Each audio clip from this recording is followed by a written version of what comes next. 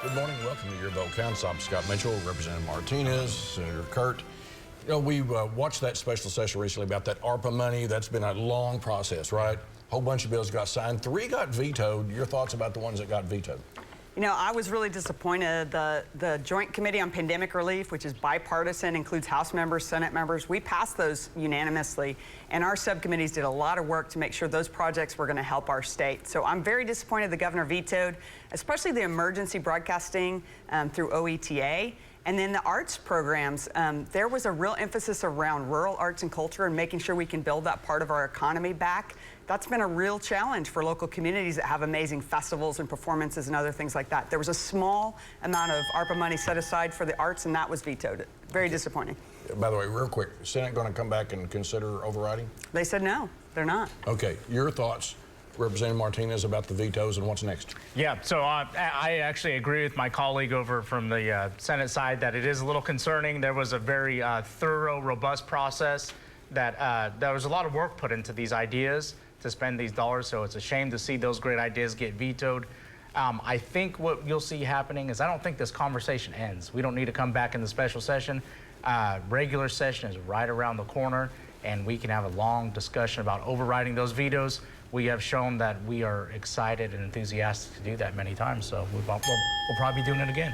Okay, well, there's a tease if I've ever heard one. All right, part of the issue that was happening with the specials, the governor has called for some inflation relief. You guys passed over to the Senate many months ago. Yeah. I mean, Biden has passed inflation bills called inflation relief. There's discussion about if it does it or not. But we saw this week where the Medicare premiums are going to go down, Social Security payments are going to go up. Are Oklahomans going to get some relief? So it's always been the House's position, the Oklahoma House representatives, that Oklahomans deserve inflation relief. They need it. It's something that they must have. I do think it's interesting that the federal government is realizing that. We have this event that's going on in our country where inflation is out of control. So I am eagerly anticipating and hoping that coming in the regular session that we could come to agreement on something. I know that the House has sent every idea that we could think of over to the Senate to try to get Oklahomans relief, and it's something that we're dedicated to keep working on. I know Senator Thompson, who's the A&B chief over there. I mean, he's a studious sort of man, a serious politician, is taking a look, studying this information. But what do you think about the chances are the Senate will take this up soon? You know, the Senate GOP is having that conversation. They're not including the minority party in that conversation. So they have very much taken a we're going to study this approach, which I commend. I think we shouldn't be making knee-jerk reactions.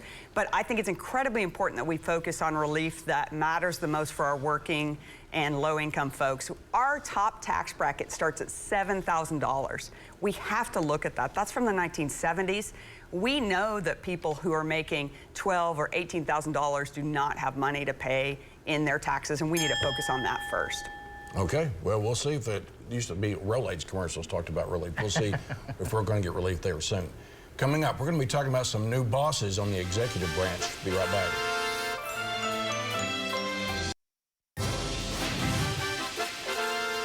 Thanks for coming back to Your Vote Counts. There was a couple of appointments by the governor this week that we're going to talk about. One is Shelley Zumwalt has been named the director of the tourism department. Now, she was thrown into the deep end of the pool during the pandemic. COVID at OESC did a great job, and now she's been placed over at tourism. Your thoughts about Shelley Zumwalt? Yeah, so I'm excited. I'm looking at this as an opportunity to clean up a mess that was created. As you mentioned, Shelley Zumwalt came into Oklahoma Employment Security Commission during the pandemic and helped in the kind of that situation.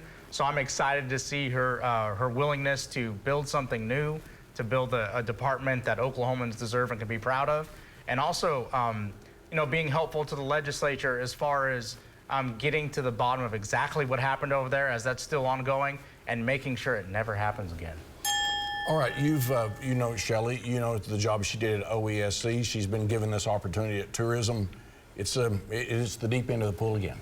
Yeah, she's jumping into another fire, which she seems to be very good at. She's proven herself a really solid public servant, very good with transparency and communication, very clear My biggest concern is that the Oklahoma Employment Security Commission, that we don't take our foot off the gas on improving those systems. People haven't forgotten how challenging the unemployment systems were, how outdated all of our efforts were there. And I hope that we keep that emphasis on improving that agency, because Shelley certainly started that process well. I look forward to seeing her at tourism, and I know that she's going to be a solid public servant. Right, and she'll be on Hot Seat next Saturday, so there's a programming note.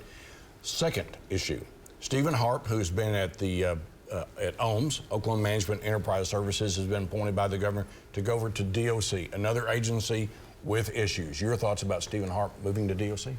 Yeah, Department of Corrections has so many challenges. You know, we have one of the highest incarceration rates in the country.